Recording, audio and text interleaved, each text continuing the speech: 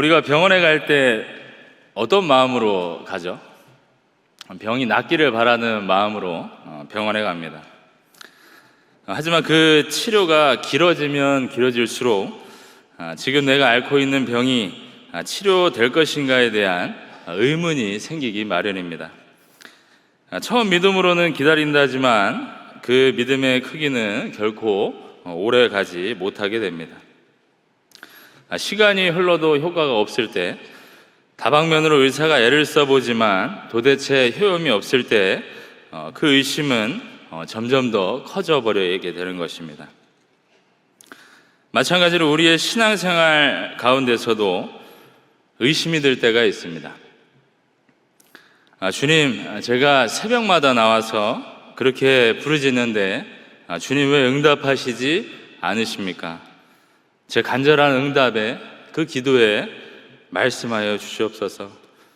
전능하신 하나님, 왜 우리 가족에게 이러한 어려운 시련을 주시는 것입니까? 사랑이 풍성하신 하나님, 직장과 사업장을 잃었습니다. 도대체 우리는 어디로 가야 하나요? 주님, 제 친구들과 제가 아는 친구들은 모두 다 제 갈 길을 잘 가고 있는 것 같은데 저는 왜 비전이 보이지가 않죠? 등등. 이런 골이 깊어지면 심지어는 해결이 안 되는 상태에서 교회를 떠나기까지 합니다. 그리고는 예수를 믿지 않았던 사람처럼 금방 바뀌어버리고 마는 것입니다. 오늘 등장하는 도마도 마찬가지로 예수 그리스도에 대한, 정확히는 그의 부활하심에 대해서 불분명하였습니다.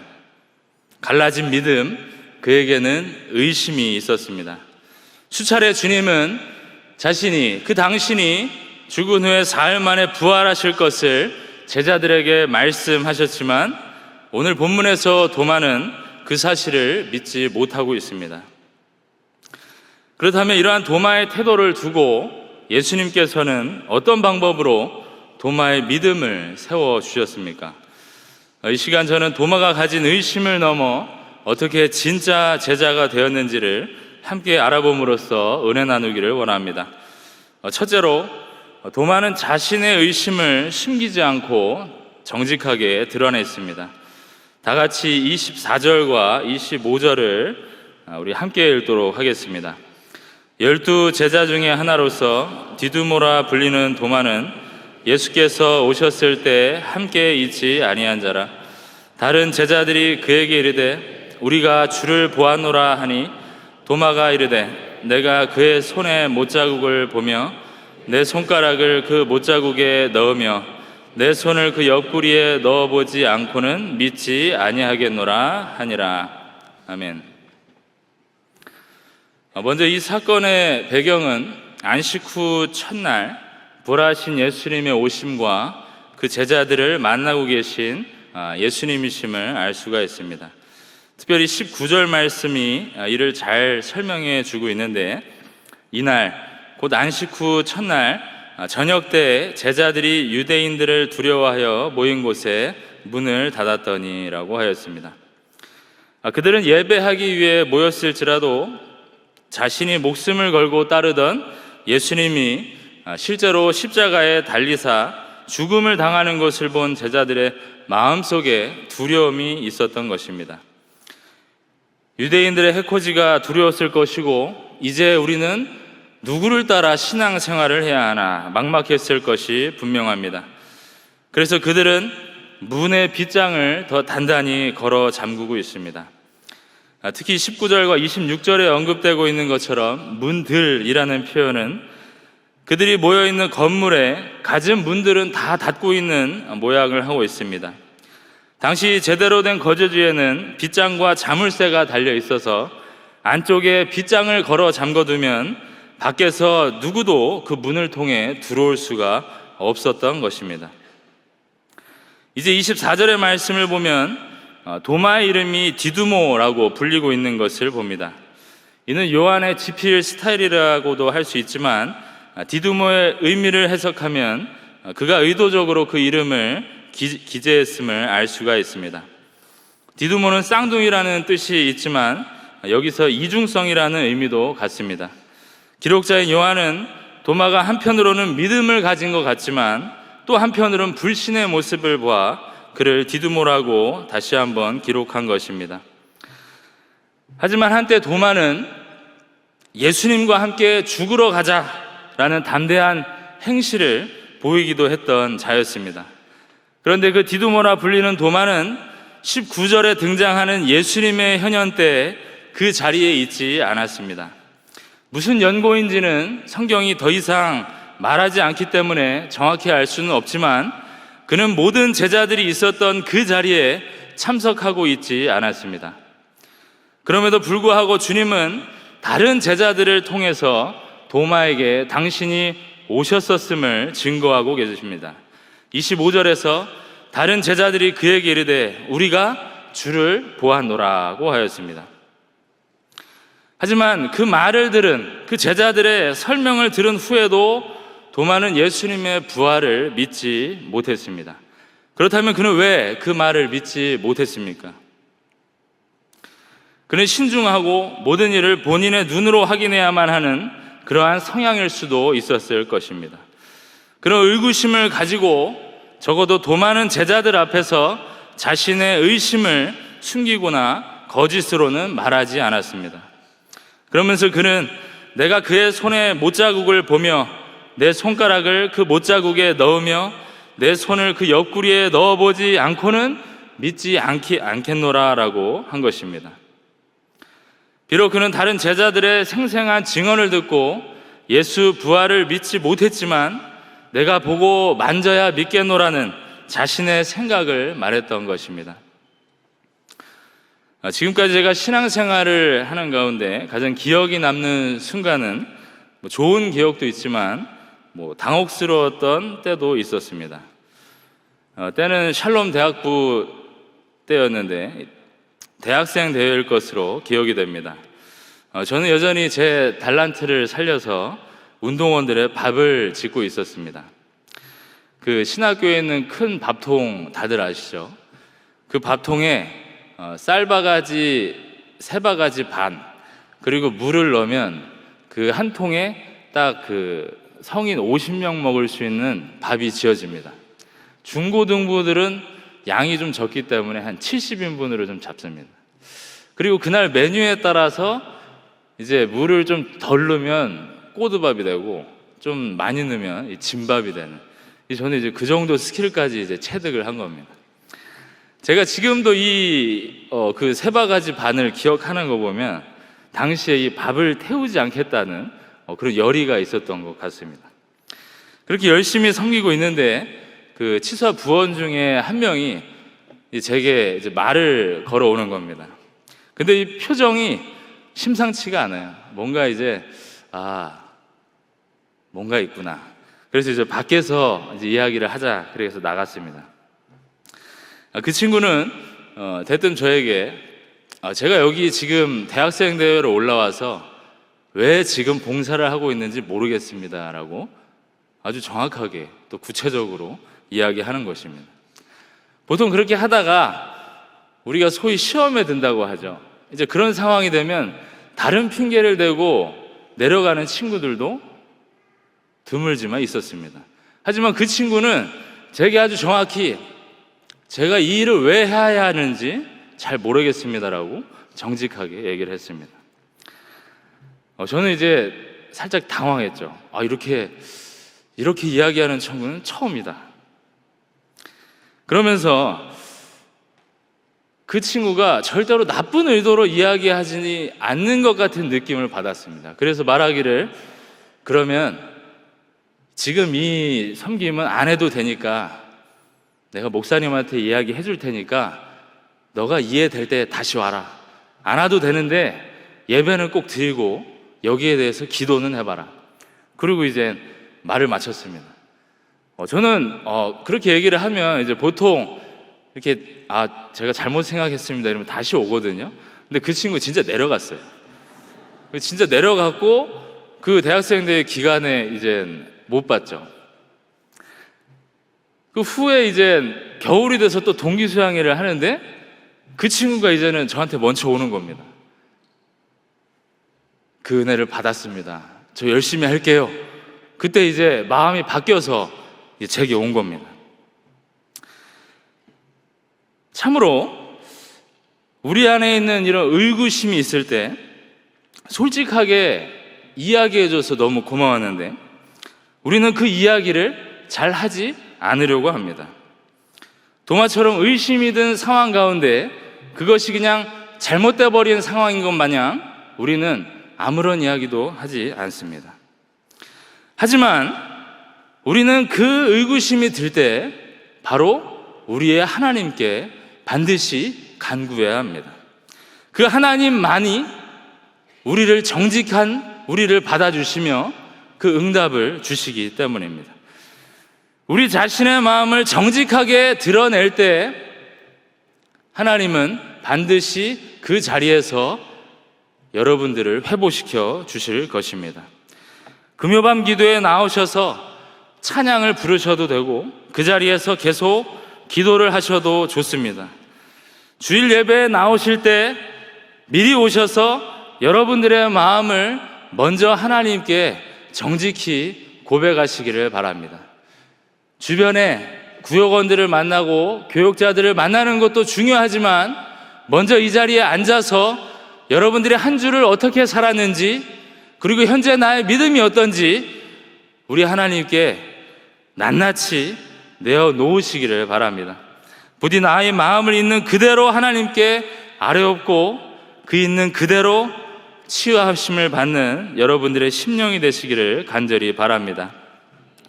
둘째로 주님을 의심하는 자까지도 품어주시는 분입니다.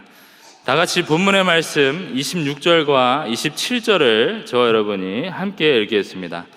여드레를 지나서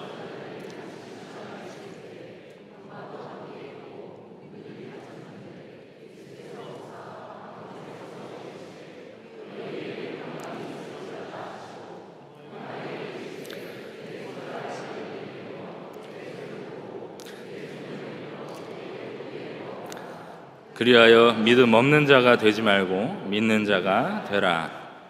아멘.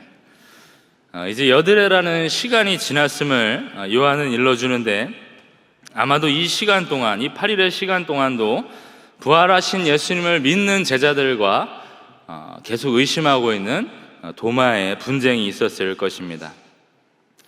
그리고 26절에서의 말씀과 같이 제자들이 다시 집 안에 있을 때 도마도 함께 있고 라고 하였습니다.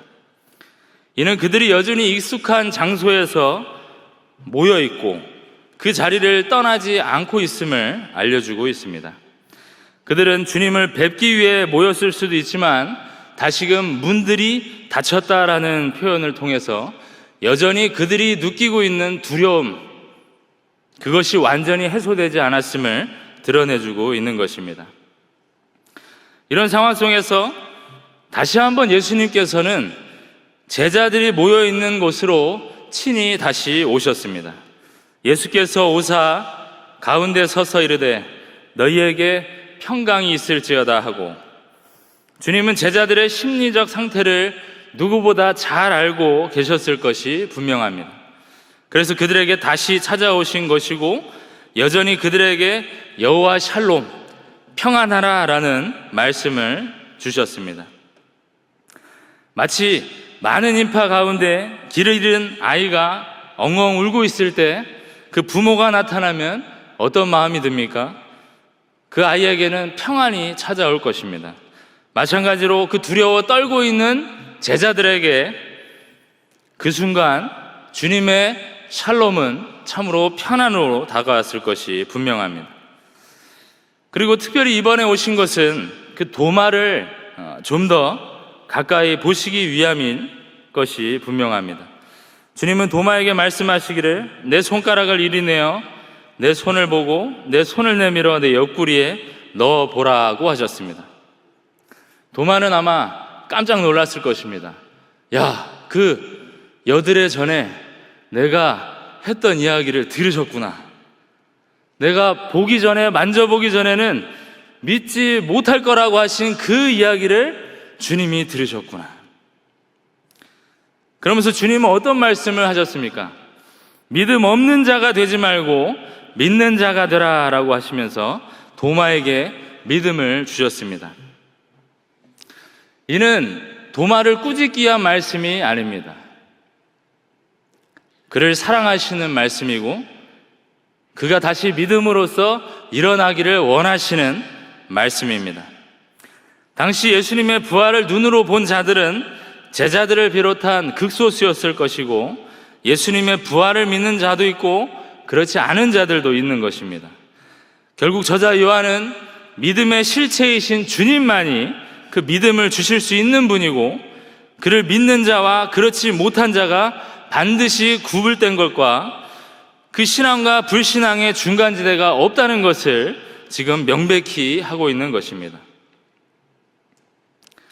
그처럼 내가 실제로 보고 만져야 하겠다라는 그 도마의 믿음 없음까지도 긍휼히 여겨주시고 믿는 자가 되라 선포를 위해 찾아오신 주님으로 인하여서 도마는 그 마음의 평안과 위로를 얻었을 것이 분명합니다. 제가 일병이 되었을 때 부대 안에서 정말 큰 훈련이 있었습니다.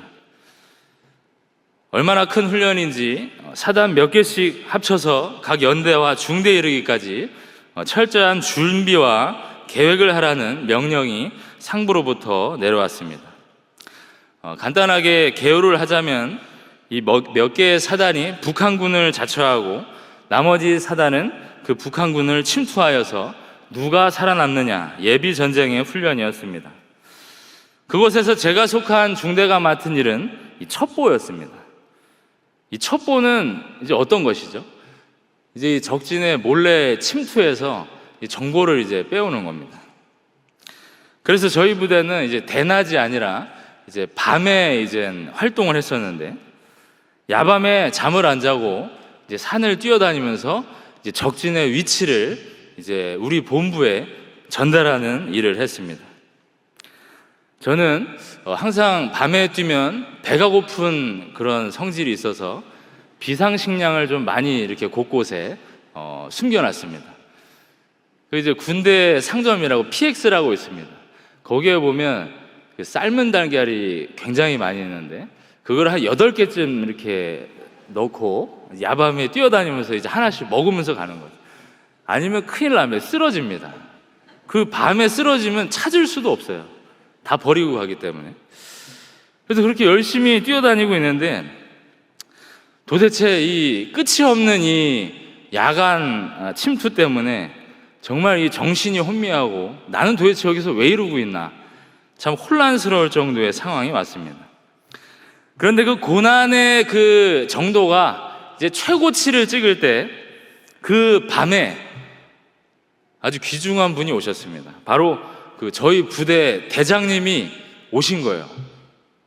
아니 여기까지 도대체 어떻게 오셨나 좀 궁금한데 어쨌든 저희가 좌표를 계속 보내니까 그 좌표 때문에 이제 오신 것 같기는 한데 대장님이 저희를 찾아오실 거는 또 아니었거든요. 그래서 다들 이제 눈이 이제 휘둥그레져서 이렇게 경례를 하고 서 있는데 대장님이 이제 말씀하시는 겁니다. 너희는 우리 부대의 자랑스러운 눈이다. 이제 첩보니까 눈이다. 이해하시는 거죠, 여러분들? 그러면서 한 명씩 딱 찾아오면서 이제 악수를 청하시는 겁니다. 야, 그때 이제 저희가 실제로 눈물은 안 흘렸지만 마음속으로 다들 울었을 겁니다. 야, 그래도 이렇게 위로하러 오시는구나. 그분은 대장님이시서 연세가 좀 있으시죠. 그래서 한밤에는 좀 주무셔야 되는데 거기까지 저희를 위로하고자 찾아오신 겁니다. 그런데 저희가 이제 밤에 다니니까 이제 또 위장 크림을 또 아주 시꺼멓게 발라야 됩니다. 근데 그분이 진심인 거를 느낀 거는 그분도 위장 크림을 바르고 오셨어요. 본래는 안 바르고 오십니다. 그냥 와서 그냥 악수만 하고 가시는데 저희들 눈높이에 맞추겠다고 이렇게 하고 오신 거예요. 잘 지워지지도 않거든요, 그게. 그 진심으로 받아들일 수밖에 없었습니다. 그 야밤에 그 대장님이 와서 우리를 그렇게 치하하고 가신 것도 그렇게 감사한데 우리 예수님은 문 빗장을 다 걸고 두려워 떨고 있는 제자들에게 문을 뚫고 오셔서 그들을 위로해 주셨습니다.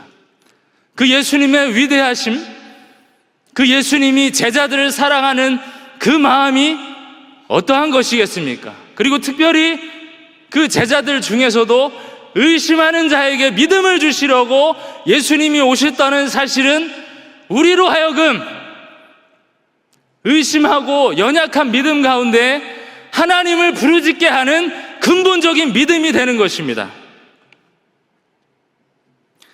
그분의 찾아오심의 위로하심이 여러분들에게 충만하시기를 바랍니다.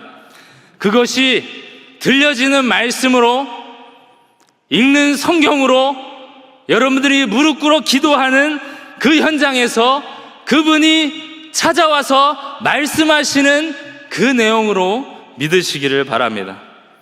그래야 우리가 의심의 늪에 빠져 있을 때 우리를 찾아와 주시는 예수 그리스도로 인하여서 늘 평안하시고 그분만이 우리의 영적 어두움을 해결해 주실 수 있는 분이며 그분만이 우리의 눈높이를 맞춰주시는 아주 친절하신 분이신 것을 확신하며 오늘도 그 전능하신 날개 아래 거하는 제자들이 다 되시기를 바랍니다. 셋째로, 주님은 의심하는 자로 하여금 더 견고한 믿음이 되게 하십니다. 다 같이 본문의 말씀 28절과 29절의 말씀을 우리 함께 읽겠습니다. 도마가 대답하여 이르되 나의 주님이시오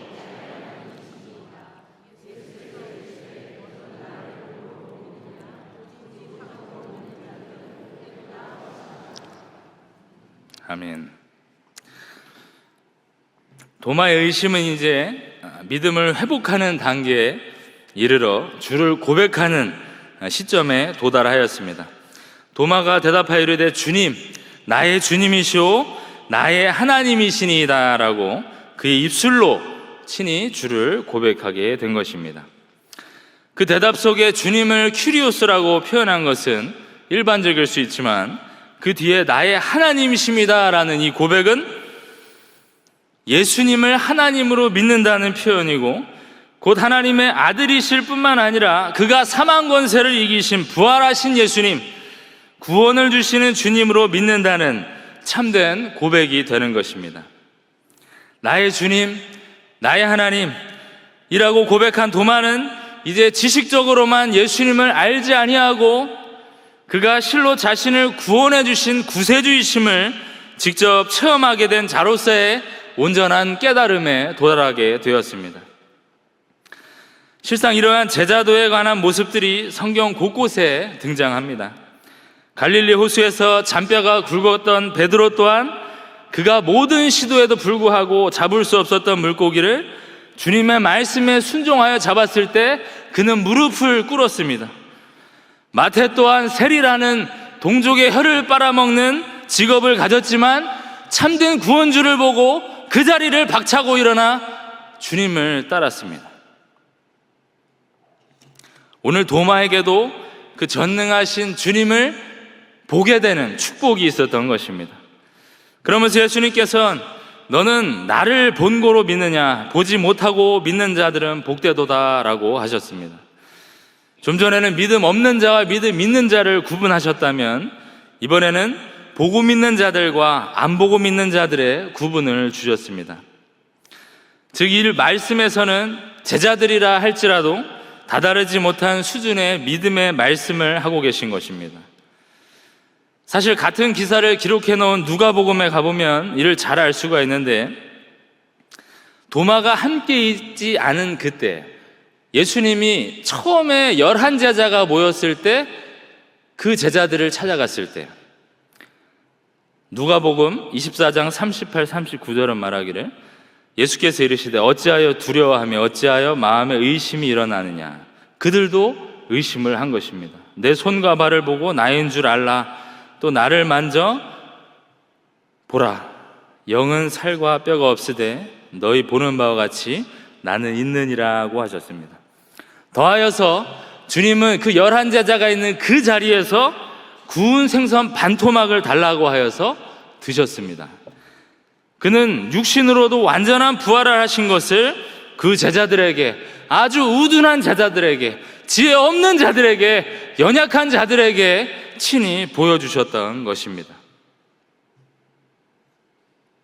그처럼 이제 예수 부활과 승천 이후의 시대, 성령의 약속과 더불어 성령을 베풀어 주실 이 신약의 시대에는 예수를 보지 않고 믿는 과정이 일어날 것과 그 일이 더 복된 것임을 요한은 도마의 모습을 통하여서, 또 그 제자들의 모습을 통하여서 의도적으로 드러내고 있는 것입니다. 지난주 우리 교회는 새 소식반을 개강하였습니다. 우리로 하여금 전도의 기회가 다시 생겼고 세상에서 복음을 전할 수 있는 통로가 열린 것입니다. 제가 신방하면서 참 많은 이야기를 듣는 것 중에 하나는 지금 교역자로 계신 전도사님이나 구역장님들이나 다 이제 처음 시작은 어떤 봉사로 시작했습니까? 그러면 거의 거진 새소식반입니다. 새소식반 때 전도대에서 오셔가지고 자녀들이랑 오셔가지고 여러 가지 지금 중직들을 감당하고 계신 것입니다. 제가 이제 그런 생각을 가지고 이제 새소식반에 딱 갔을 때 어떤 느낌을 받냐면, 그 새소식반에 가장 그 돗자리 위에 있는 애들이 중심이잖아요. 가장 열심히 하는 친구들. 그리고 돗자리 한 10걸음 정도 떨어져서 보는 분들이 있죠. 이제 그분들은 이제 살짝 마음에 의심이 있는 겁니다. 저 뭐 하는 집단이지? 이단은 아닌가? 매주 오는데 선물도 막 주고, 야, 이거 무슨 공동체지? 이런 어떤 의구심이 막 들죠. 그런데 제가 어느 순간 이런 생각을 했습니다. 야, 저 의심하고 있는 분들도 결국에는 돗자리 안으로 들어오게 되고, 돗자리 안에 들어오셔가지고 교회로 오시게 되고, 교회 안에서 이렇게 섬기시는데, 야, 불가능할 게 없구나. 그래서 어느 순간 저는 그분들도 굉장히 사랑스러워 보이는 거예요. 그래서 인사도 일부러 가서 합니다. 근데 저번 학기 때 그렇게 떨어졌던 분이 이번 학기에도 동일하게 그 자리에서 보고 계세요. 근데 언젠가 오실 것 같은데 좀 시간이 좀 필요한 거겠죠? 그래서 지난주 그 만들기가 아브라함의 약속의 물줄기 이래가지고 무슨 물총이었어요. 난리가 났거든요. 애들 막 그 놀이터에서 물 받아가지고 막 하고, 저는 구두 다 젖어가지고 막 물 묻은 걸로 나오고, 이런 환경 속에서 의심 있는 자들에게 하나님이 베푸시는 은혜를 바라보면 전도하지 못할 자가 없다. 여러분들이 마음속에 품고 계시는 택자들 있지 않습니까? 여러분들이 그렇게 기도하고 계시는 나의 남편과 내 아내, 아직 세상에서 노는 것이 더 좋은 내 자녀, 그 자들이 불가능할 것 같지만 결국에는 하나님께서 일하시면 그의 입속에서 세상의 말이 나오는 것이 아니라 나의 주님, 나의 하나님이라는 고백이 결국에는 나올 것임을 여러분들 확신하시기를 바랍니다.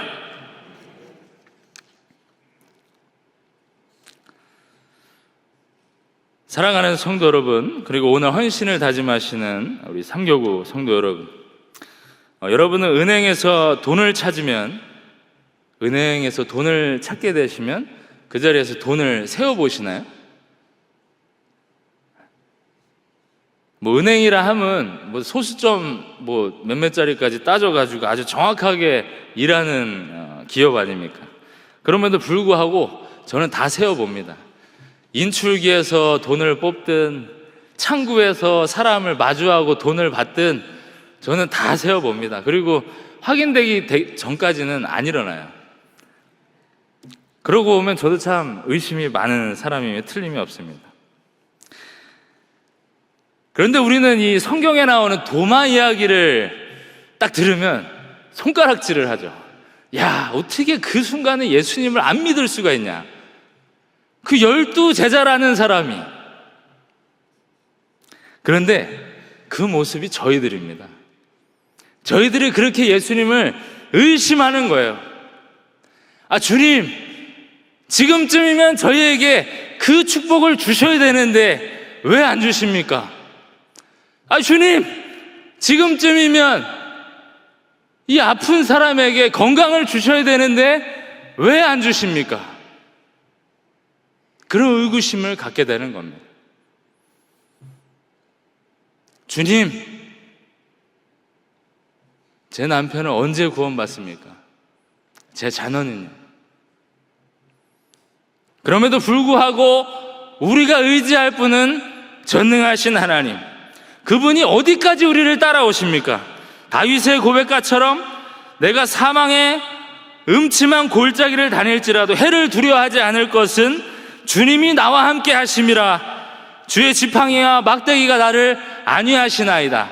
그분은 사망 권세를 뚫고 나오시고 우리가 사망 가운데 있더라도 찾아서 당신의 택한 자를 구원하실 수 있는 유일한 분이심을 확신하시며 이 자리에 여러분들의 모든 택자들이, 여러분들이 품고 있는 자들이 반드시 와 있을 것을 확신하시기를, 믿으시기를 바랍니다. 성도 여러분, 몇 년 전 제가 병원으로 신방을 갔는데 우연히 병동에서 회진을 하는 의사를 봤습니다. 그런데 누워있는 환자에게 의사가 말하기를, 다 나았어! 걱정하지 마! 근데 그 의사는 모든 환자들에게 다 그 얘기를 하는 거예요. 다 나았어! 걱정하지 마! 저는 이제 돌팔이는 아닐 텐데, 분명히 이제 의사 가운 입고 이제 뭐 다 차트도 보고 할 텐데 그 의사는 그런 얘기를 하는 거예요. 근데 여러분들이 환자였어 봐요. 그 말 안 믿을까요? 믿고 싶죠. 당연히 믿고 싶죠. 내가 이렇게 아픈데 다 나았어! 라는 그 말을 믿을 겁니다. 오늘 우리에게 주님은 너는 이제 구원을 받았어! 그러니 더 믿음 안에 서가라. 너는 믿음 없는 자가 되지 말고 믿음 있는 자가 되어서 나를 고백하고 이제는 참된 제자의 길을 가라고 담대히 말씀하고 계십니다. 그처럼 자신의 택자를 반드시 찾으시는 그 주권적인 섭리와 사랑으로 의심하는 자라도 일으켜 세워서 진정한 제자로 만들어 가시는 주님의 은혜를 깊이 누리시는 여러분들이 되기를 바랍니다. 그래서 오직 이것을 기록하면 너희로 예수께서 하나님의 아들 그리스도이심을 믿게 하려 하며 또 너희로 믿고 그 이름을 힘입어 생명을 얻게 하려 함이라는 실로 믿음으로 인한 영원한 생명을 주시는 주님께 충성으로 나아가는 참된 제자들이 되시기를 주님의 이름으로 축원합니다.